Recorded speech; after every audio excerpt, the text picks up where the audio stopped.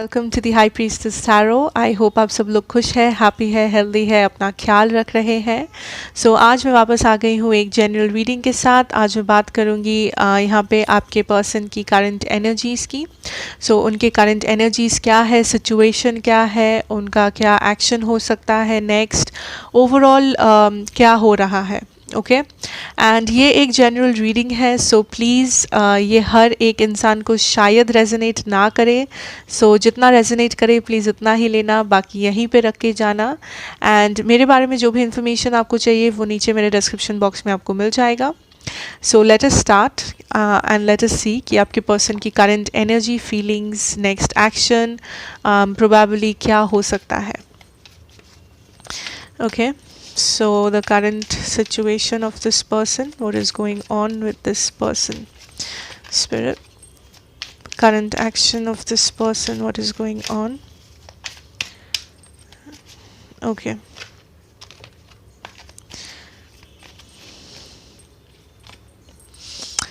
wow, we have the 10 of cups and the 9 of swords. Bottom deck energy is the 3 of pentacles. So first of all I feel आपके जो person है overall वो काफ़ी ज़्यादा stable feel कर रहे हैं अपने सिचुएशन में। कुछ लोगों के लिए मे बी ये पर्सन ऑलरेडी मैरिड है। यहाँ पे दो सिचुएशन मुझे नज़र आ रहा है। जिन लोगों के लिए आपके पर्सन मैरिड है वो अपने मैरिड लाइफ में बहुत अप्स एंड डाउन्स को गो थ्रू कर रहे हैं। आई थिंक उनके मैरिड लाइफ में कुछ इश्यूज़ है जो वो गो थ्रू कर रहे हैं, जो वो झेल रहे हैं, या कुछ प्रॉब्लम्स है। ओवरऑल वो अपने मैरिड लाइफ को लेके बहुत ज़्यादा परेशान है या अपने फाइनेंसेस को लेके परेशान है। एंड जो लोगों के पर्सन मैरिड नहीं है, लाइक आप थर्ड पार्टी नहीं हो, देन उन लोगों के लिए आई एम डेफिनेटली सीइंग कि ये पर्सन इनका जो सोर्स ऑफ इनकम है या इनका जो फिनेंशियल सिचुएशन है वो काफ़ी ज़्यादा इम्प्रूव हो रहा है। एट द सेम टाइम ये पर्सन काफ़ी ज़्यादा स्ट्रेस्ड है अपने सिचुएशन को लेके, अपने फाइनेंसेस को लेके, अपने करियर को लेके, अपने वर्क लाइफ को लेके। एंड जो लोग ऑलरेडी थर्ड पार्टी में हो, आई थिंक वो जो थर्ड पार्टी है उनके साथ काफ़ी ज़्यादा प्रॉब्लम्स फेस कर रहे हैं करंटली, बट ओवरऑल उनका जो सिचुएशन है वो काफ़ी ज़्यादा स्टेबल है। आई मीन वो अच्छा खासा फाइनेंशियली स्टेबल फील कर रहे हैं, या फिर वो रिलेशनशिप जो है, या फिर उनका जो मैरिज है, या उनका जो फैमिली सिचुएशन है वो उसमें भी काफ़ी ज़्यादा मेंटेन करके चल रहे हैं ताकि कोई प्रॉब्लम्स ना आए। जितना हो सके प्रॉब्लम्स को सॉल्व कर रहे हैं, बट कहीं ना कहीं छोटे मोटे इश्यूज़, प्रॉब्लम्स, लूप होल्स अभी भी है जिन चीज़ों को लेके वो थोड़े बहुत वरिड है। एट द सेम टाइम ये पर्सन उन सारी चीज़ों को सॉल्व कर रहे हैं जितना हो सके, जितना ये कर सकते हैं ओवरऑल। या कुछ लोगों के लिए ये थर्ड पार्टी है, बट नॉट एवरीवन, क्योंकि ये जनरल रीडिंग है। लेट अस सी आप दोनों में इस वक्त सबसे बड़ा ऑब्स्टेकल क्या है। Okay, we have the princess of pentacles and the 5 of pentacles. Bottom deck energy है आपका। सबसे बड़ा ऑब्स्टेकल जो मुझे नज़र आ रहा है दैट इज़ कम्युनिकेशन।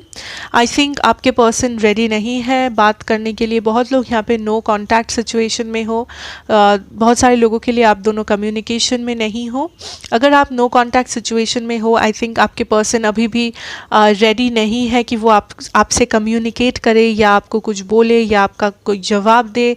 बहुत सारे लोग मे बी आपने इस पर्सन को रीच आउट करने के लिए कोशिश किया है, आपने इनको मैसेजेस किए हैं, कॉल्स किए हैं, या म्यूचुअल फ्रेंड्स से लाइक बात करने की कोशिश किया है आपने इस पर्सन से, बट आई थिंक इस पर्सन के साइड से आपको कोई रिप्लाई नहीं मिला। एंड इवन मिला तो बहुत ही कम, बहुत ही जनरल, या कुछ प्रॉपर रिप्लाई, प्रॉपर कम्युनिकेशन नहीं है इस वक्त आप दोनों में। एंड ये आप दोनों के रिलेशनशिप में सबसे बड़ा प्रॉब्लम है इस वक्त कि आपके पर्सन को लगता है वो रेडी नहीं है इस सिचुएशन को एक सेकेंड चांस देने के लिए। या प्रिंसेस ऑफ सोर्ड्स। ये पर्सन इस वक्त तो कम्युनिकेट करने के लिए रेडी नहीं है। इस वक्त ये आई थिंक इमोशनली बहुत क्लोज्ड ऑफ है। एंड ऑल्सो ये पर्सन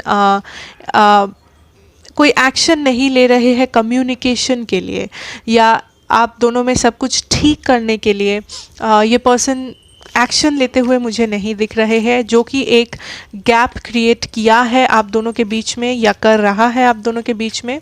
आई थिंक अगर कम्युनिकेशन हो भी रहा है वो भी बहुत ही कम, ऑलमोस्ट नहीं। एंड इस वक्त ये पर्सन रेडी नहीं है to communicate for some reason. Six of pentacles है आपका पास्ट सिचुएशन और the basis of this situation. So six of pentacles, I am seeing that ये पर्सन बेसिकली, जो लोग थर्ड पार्टी में हो, आई थिंक इनका जो मेन प्रॉब्लम है वो है थर्ड पार्टी, बिकॉज ये दोनों पार्टीज़ को बैलेंस करके नहीं चल पा रहे हैं, that is you and the other relationship. जो लोग यहाँ पे थर्ड पार्टी में नहीं हो, आई थिंक आपके पर्सन को लगता है कि उनके लाइफ में ऑलरेडी बहुत कुछ इम्बैलेंसेस है, या पास्ट में थे, मे बी पास्ट में वो बैलेंस कर पा रहे थे आपके सिचुएशन को, आपके रिलेशनशिप को, बट इस वक्त उनको लगता है उनके लिए इस रिलेशनशिप को मेंटेन करना बहुत मुश्किल है, बहुत प्रॉब्लमैटिक है। सो ये बेसिकली पहले अपने लाइफ को, अपने प्रायोरिटीज़ को अलाइन कर रहे हैं, अपने लाइफ में अपने प्रायोरिटीज़ को पहले समझ रहे हैं, पहले सोच रहे हैं उनके बारे में, एंड देन ये पर्सन इस रिलेशनशिप को लेके सोचेंगे या सोचना चाहेंगे। That is the kind of energy जो मुझे मिल रहा है। Also I have the knight of pentacles. So इस पर्सन के लाइफ में आई थिंक काफ़ी ज़्यादा इम्बैलेंसेस है, and at the same time ये पर्सन मे बी पास्ट में ज़्यादा एक्शन लेते हुए नहीं दिख रहे थे आपको, या इस कारण से मे बी सेपरेशन हुआ, बिकॉज़ आप जितना एक्सपेक्ट करते थे इस पर्सन से, ये पर्सन उतना आपको नहीं दे पाए, उतना टाइम, एफर्ट, एनर्जी या लॉयल्टी। मे बी ये पर्सन, आपको लगा कि ये पर्सन इंटरेस्टेड नहीं है, या फिर ये पर्सन जिस तरीके से मिलते थे, बात करते थे, आपको लगा that this person is not interested. But I feel कि ऐसा नहीं है कि ये पर्सन इंटरेस्टेड नहीं है। आई थिंक ये पर्सन के लाइफ में कुछ मजबूरी है, एंड थोड़ा बहुत ये पर्सन इस वक्त थोड़ा सा सेल्फिश एनर्जी में है। आई थिंक ये सिर्फ अपने बारे में सोच रहे हैं कि इनको कैसे ये कैसे पॉजिटिव रह सकते हैं, इनके लाइफ में सब कुछ कैसे बैलेंस्ड हो सकता है, एंड इस वक्त ये बस इस रिलेशनशिप को प्रायोरिटी नहीं बनाना चाहते, which is kind of selfish, because एक रिलेशनशिप में हमेशा एक पर्सन सिर्फ अगर अपने बारे में सोचे, देन ऑब्वियसली सेकंड जो पर्सन होता है वो हर्ट फील कर ही सकता है, कर ही सकती है। I have strength as the recent past. So I think आपके पर्सन 100% गिव अप नहीं किए हैं आपके रिलेशनशिप में, आपके सिचुएशन में। आई थिंक अभी भी इस पर्सन को होप्स है कि मे बी सिचुएशन फ्यूचर में बेटर हो सकता है। आई थिंक ये पर्सन बहुत पेशेंटली वेट कर रहे हैं। उनको लगता है ये सही वक्त नहीं है आप दोनों का साथ में होने का या आने का, बिकॉज़ ऑलरेडी उनके लाइफ में प्रायोरिटीज़ है, इम्बैलेंसेस है, जिसे वो झेल रहे हैं ओवरऑल। सो आई थिंक ये पर्सन थोड़ा सा टाइम चाहते हैं, या ये पर्सन बेसिकली वेट कर रहे हैं उस सही टाइम का, या वेट कर रहे हैं कि कब सब कुछ बैलेंस्ड आउट होगा। Also have the king of cups here. So यहाँ पे इमोशंस है, ऐसा नहीं है कि यहाँ पे इमोशंस नहीं है। आई थिंक डेफिनेटली आपके पर्सन अभी भी प्यार करते हैं आपसे, या रिसेंट पास्ट में करते थे।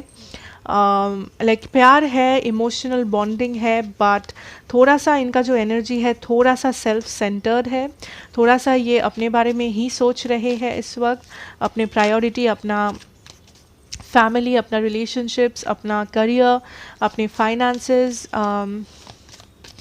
अगर आपके रिलेशनशिप के कुछ लोग अगेंस्ट है, देन वो भी एक प्रॉब्लम हो सकता है, is also something I am getting.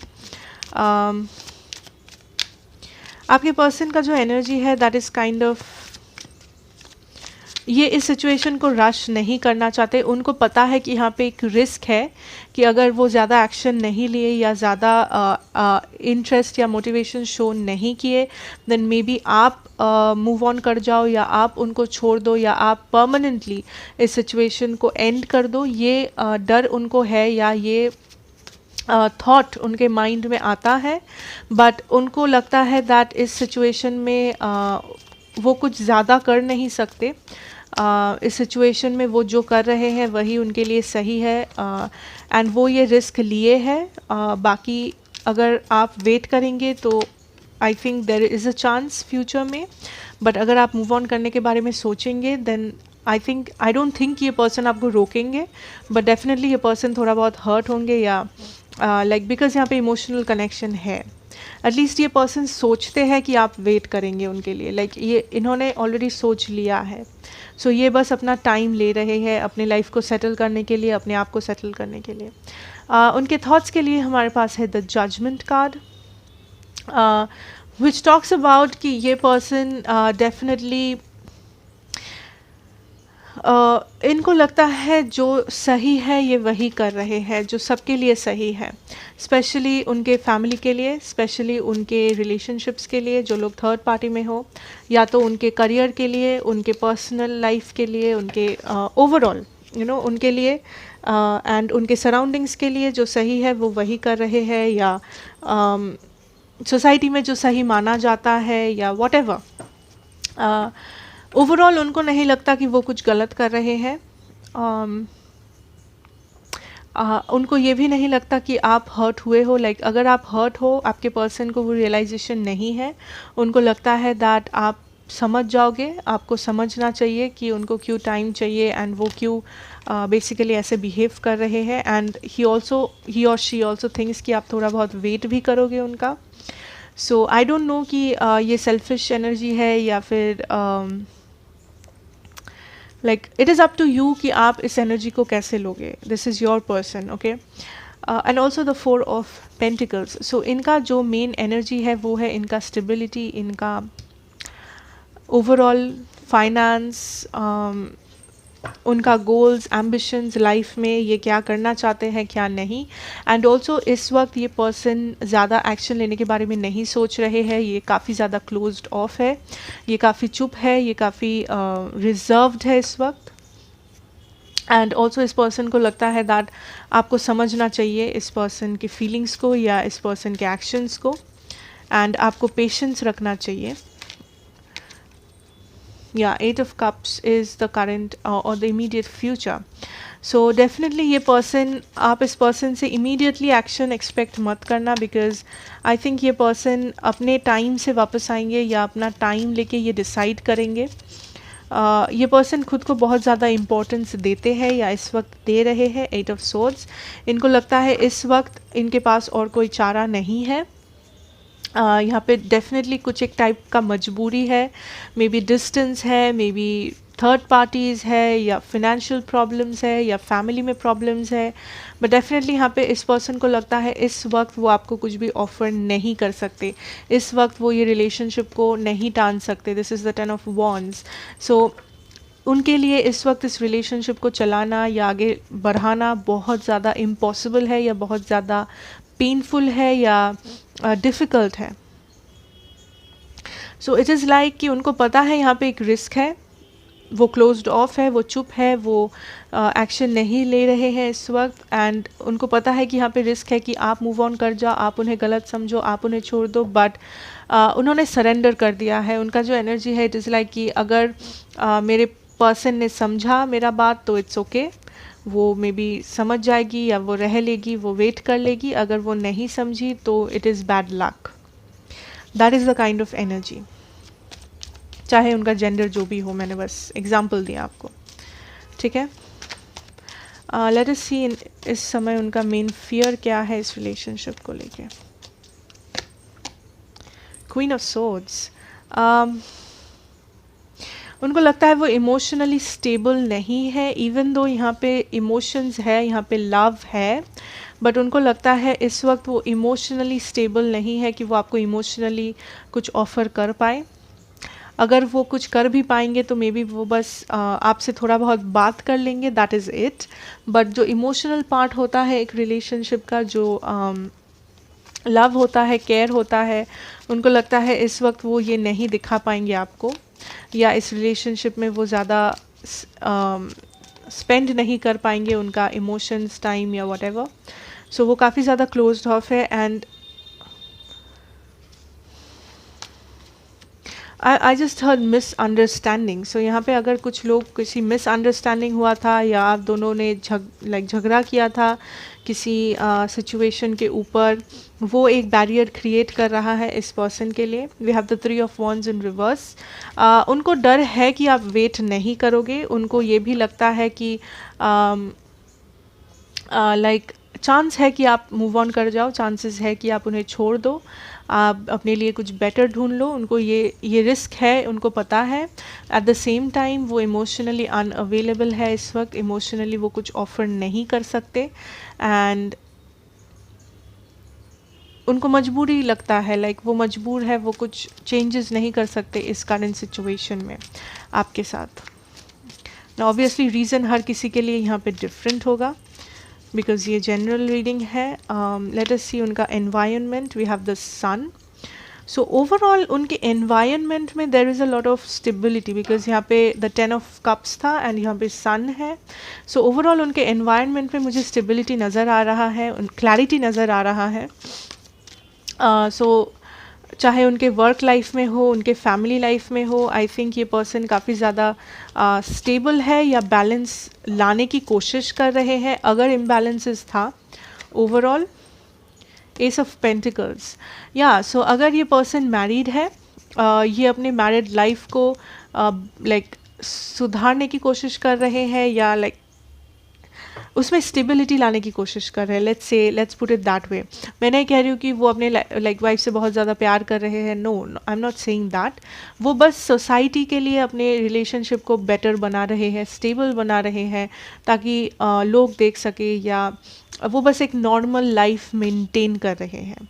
चाहे वो उनका रिलेशनशिप्स हो, उनका मैरिड लाइफ हो, उनका करियर हो, जॉब हो, बिजनेस हो, ओवरऑल उनके जो सराउंडिंग्स है उसको वो परफेक्ट बनाने की कोशिश कर रहे हैं, उसको वो पॉजिटिव बनाने की कोशिश कर रहे हैं जैसा कि होना चाहिए, जैसा कि सोसाइटी एक्सेप्ट करेगी, जैसा कि उनका ड्रीम है, उनका एम्बिशन है, उनका गोल्स है। So overall that is what he और शी इज़ डूइंग। ठीक है, okay. We have the 6 of cups in reverse in the hopes, जो नीचे गिर गया था। 3 of swords, okay. 9 of wands, bottom deck energy.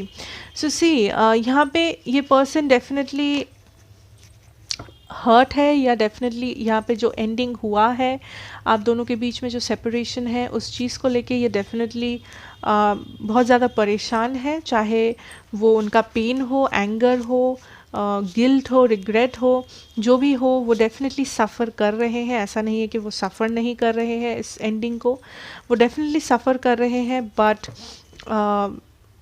वो काफ़ी ज़्यादा डिटरमाइंड है कि इस वक्त वो कुछ नहीं कर सकते। लाइक यहाँ पे एक एनर्जी है जो कि मजबूरी का है कि कुछ ना, उसके उनके हाथ पैर बंधा हुआ है, वो मजबूर है, उनके पास और कोई चारा नहीं है।